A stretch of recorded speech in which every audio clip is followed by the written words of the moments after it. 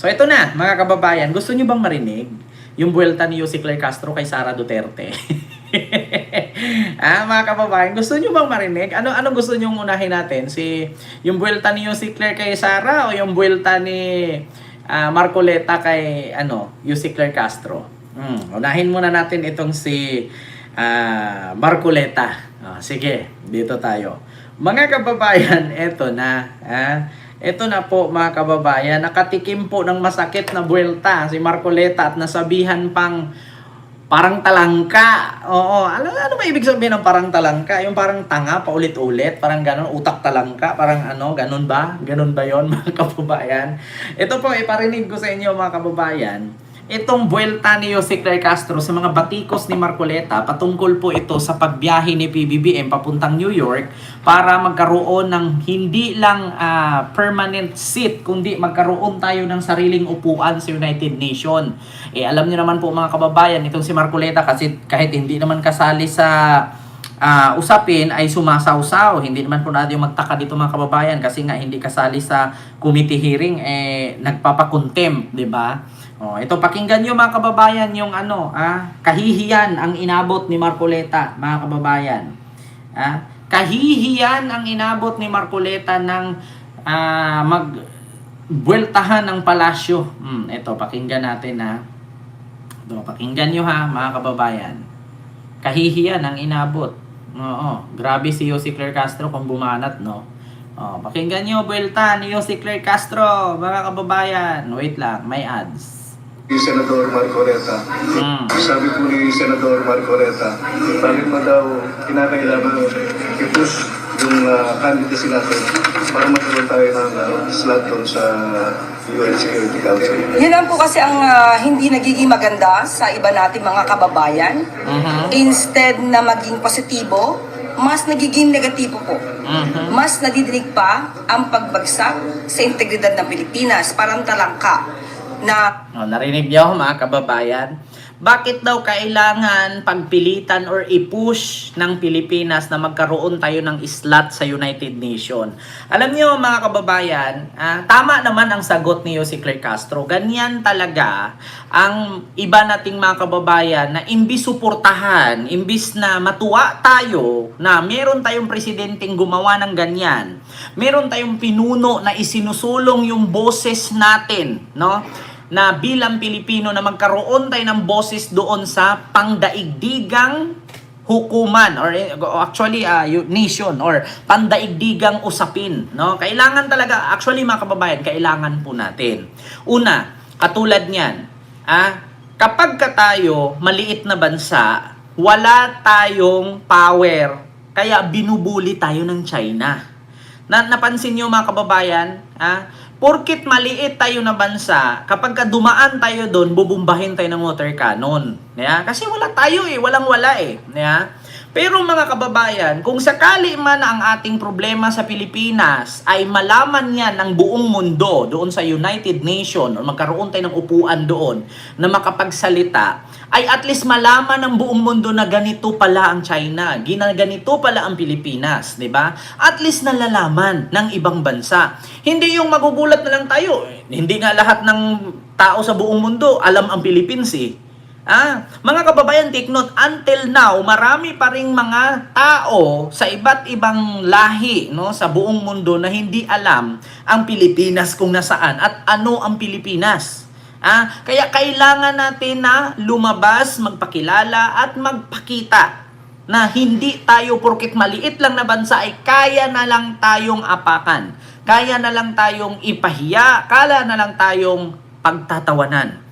Kaya ang sagot, bakit daw kailangang i-push ng ating bansa na magkaroon ng slot sa United Nations? Sabi ni Marcoleta, wag ka na kasing magtanong patungkol sa slot sa United Nations kasi bakit? Wala ka namang kwenta.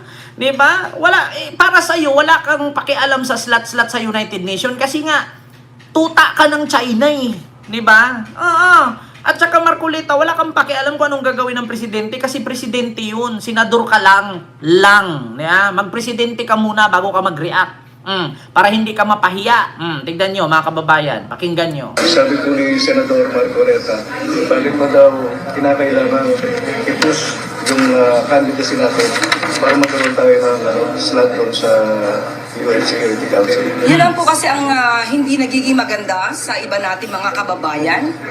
Instead na maging positibo, mas nagiging negatibo po. Tama. Mas nadidinig pa ang pagbagsak sa integridad ng Pilipinas. Parang talangka. Diba? Nasabihan ka tuloy parang talangka.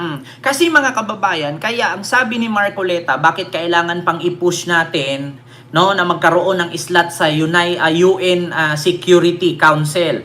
Kasi mga kababayan, natatakot kasi si Marcoleta na hindi matuloy sakupin ang Pilipinas ng China. Ikaw ba naman, tignan nyo yung sa Kalayaan Group of Islands. Ang sabi niya, i-give up na lang para walang gulo. Ano ba daw kasi ang pakikipagpatayan natin dyan sa lupa na yan? Parang walang pinagkaiba kay Digong. Alam nyo, mga nanood sa amin, lupa lang yan, tubig lang yan, ibigay nyo na yan. Yan yung mga utak na mga tuta ni Duterte. Di ba? Tubig lang yan. Bakit? Alam nyo sa totoo lang, Senator Marcoleta, alam mo kung bakit gusto ni PBBM na magkaroon tayo ng slot doon sa United Nations Security Council or UN Security Council para malaman ng buong mundo at may mga bansa na mga makapangyarihan na tutulong sa atin na hindi tayo basta-bastang bulihin lang. So anong gusto mong mangyari, Senator Marcoleta? Hindi malalaman ng mundo ang ginawa ng China? Bakit? Kasi tuta ka ng China. Magkano ba ang binayad ng China sa iyo para magaganyan ka na instead na ipagtanggol mo ang ating bansa, parang mas pinaburan mo pa ang China na sakupin tayo? 'Di ba? Hindi ka ba natutuwa na magkaroon tayo ng slot sa United Nation Security Council? Ayaw mo ba yung ganon? Ayaw mo ba magkaroon ka ng slot doon na para kapag may problema tayo, kapag may mga sigalot, katulad sa ginawa ng China na binubuli tayo, binubumba tayo ng water cannon, wala tayong mahingian ng tulong? Ayaw mo ba ng gano'n na magkakaroon tayo ng tulong? Na kapag meron tayong problema, tutulungan tayo? Ayaw mo ba ng gano'n? Diba? Ayun, nasabihan ka tuloy parang talangka. Pilit ibinabagsak kung ano man ang kapasidad ng ating bansa. Ang pagiging miyembro po bilang isang non-permanent seat sa UN Security Council, ito po ay makapagbibigay ng boses sa Pilipinas upang makakapagbigay po ito ng pagkakataon upang makapaghubog ng mga pandaigdigang agenda or adhikain. Pati na po makakasama sila para makapagbigay din po ng mga suwestyon para sa mga pagbibigay ng desisyon sa usaping pandaigdigang kapayapaan at seguridad. Hindi lamang po ito sa bansa natin. Hindi lang interest ng bansa natin. Interest din po ito ng ating rehiyon. At hindi naman po yan. Ito po ay Katulad niyan, nakadiscovery ang Pilipinas ng panibagong mamahaling gas or langis or gasolina. Paano kung biglang dambahan ng China yan at agawin yan? Saan tayo hihingi ng tulong? Paano kung palibutan ng mga Chinese Coast Guard yan, Chinese military? Yung panibagong discovery ng langis na yan, saan tayo hihingi ng tulong? Wala tayong magawa. Bakit? Do you think pag yung na-discovering langis na yan, pag naagaw ng China yan, wala tayong magagawa. Bubumbahin ka lang ng water cannon yan, tunaw na ang bangka natin. Liit-liit lang naman kasi ng bangka natin. Wala naman tayong kagamitan pang digma katulad sa China. So, kung wala tayong boses dyan sa pagdaigdigang seguridad, sinong tutulong sa atin? Si Marcoleta? Ano si Marcoleta? Pupunta doon, magre-repere. Si Jinping, wag muna. BBM, wag muna. Gaganon siya doon sa harap. Walang ganun. Di ba? Si Bato nga, naging PNP chief. Ang sabi, pupunta daw ng West Philippine Sea makipagbarilan. Putang ina, hanggang ngayon, nagtatago pa rin. Di ba? Ayaw nyo ba yung ganon? Na merong tutulong na bansa sa atin kapag tayo'y sinakop, binuli, or inagawan ng dapat ay para sa atin? Wag masyadong magiging tsenador, Marcoleta. Nagpapahalata ka Nagpapahalata ka bilang tsenador. Magkano ba kasi? Aminin nyo na kasi, magkano ba yan? Ng ating kredibilidad upang mapakita natin na tayo'y leader para sa kapayapaan. At maliban po dyan, pati po ang pagiging ang integridad ng Pilipinas upang gampanan ang kanyang tungkulin. Ayaw kasi ni Marcoleta na makilala ang Pilipinas, mga kababayan. Ayaw ni Marcoletang makilala ang Pilipinas. Gusto niya na ang Pilipinas ay kulelat.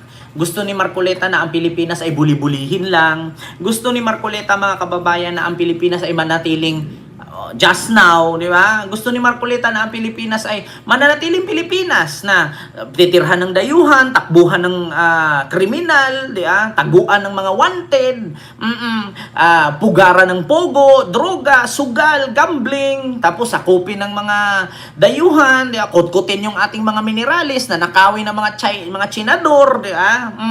Ayaw ni Marcoletang ganun. Ayaw ni Marcoletang gumanda ang ating bansa at ayaw ni Marcoletang malaman ng buong mundo kung ano ang problema at ano ang maganda sa ating bansa. Kaya niya i-question kung bakit daw kailangan pang kumuha ng slot sa United Security Council. Para mas lumawig pa ang pagtawag sa pandaigdigang kapayapaan. Hindi po yan kasi ang nakikita nila eh. Hindi talaga. So sabi nga po dito, nakatinig po natin na konti lang po ang magigain natin. Kahit paano, meron po tayong magigain. Ang boses po na ito, kahit isang bansa lang po tayo, kapag ka po na ipakita ng ating bansa kung anong nararapat para sa pandaigdigang kapayapaan at seguridad, ito po ay pakikinggan. Ayaw kasi ni Marcoleta, mga kababayan, na malaman ng buong mundo kung ano ang pambababoy ng China sa atin.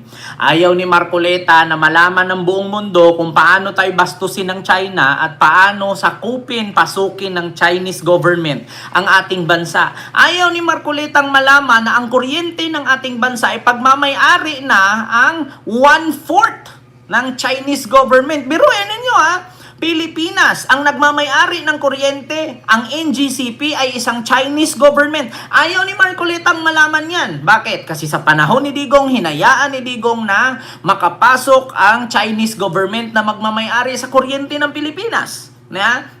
Pangalawa, mga kababayan, ayaw din ni Marcoleta na malaman ng buong mundo na ang lupa natin, ang isla natin ay tinayuan na ng mga infrastruktura ng China na which is sa atin, pero hinayaan ni Digong na kapkapin, kimkimin at tayuan ng mga buildings ng China. Ayaw ni Marcoleta nun kasi kapag malaman ng mundo yun, yung mga Chinese dyan sa West Philippine Sea, mapapalayas isa-isa yan kasi magro-rubing dyan Pag sinabi nating National Security Council or United Nation, may mga barko yan ng mga pagdigma na mag-aaligid-aligid ngayon dyan. At itong mga barko ng mga Chinese, paaalisin yan sila dyan, mga kababayan. Di ba? Kita mo, Pilipino ka, pero ayaw mo malaman ng buong mundo yung problema ng ating bansa ni bunibulit ng China. Kaya nasabihan ka ni Jose Claire Castrong talangka.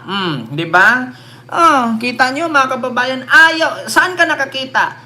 Politiko ka, mambabatas ka, tapos ayaw mong mangyari na malaman ng buong mundo ang problema ng ating bansa at makahingi ng tulong man lang sa mga malalaking bansa para ipagtanggol man lang tayo sa pambubuli ng higanting bansa na China. Ayaw ni Marcoleta kasi bakit? Baka nga naman nabayaran. Nagtatanong lang. Baka kasi malaki ang bigay. Diba? Kahit pa paano po yung boss na yan ay kailangan. Sir, just the timing. Baka magsabi yung ito na, kapag yung Pilipinas yung because of the price tags and now the President's leaving Pilipinas to attend to those kinds of concerns. Pero ito po yung tamang panahon. Oo. Ito po ang nararapat na panahon para sa Pangulo natin.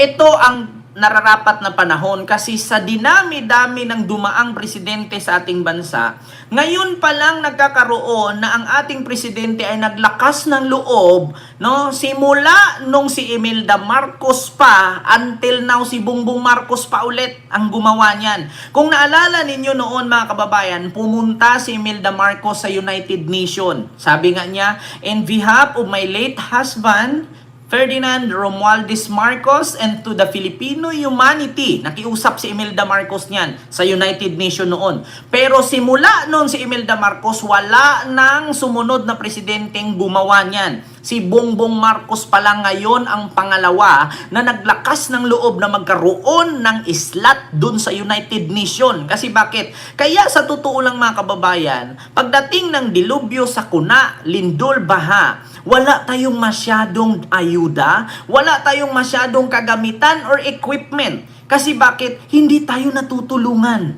ng United Nation. Kasi ang laging nasa isip ng United Nation, Nigeria, Nigeria, Nigeria, African country, African country, African country. So paano naman tayo mga Asian? At hindi porket sinabing Asian ay mayayaman. UAE lang ang mayayaman. Sa Asia, iilan lang bansa sa Asia ang mayaman. Isa na dyan ang Brunei, China, India, and the rest, nga.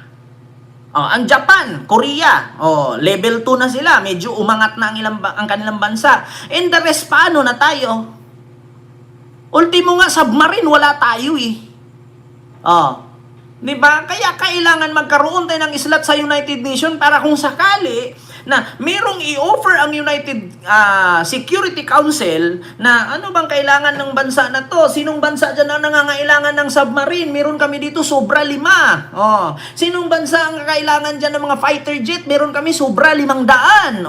At least makaka-avail tayo, makakakuha tayo. Kasi wala tayong ganun. Wala nga tayong factory pagawaan ng bakal eh. Diba? Kasi meron tayong factory pagawaan ng bakal nun, binenta naman ni Ramos.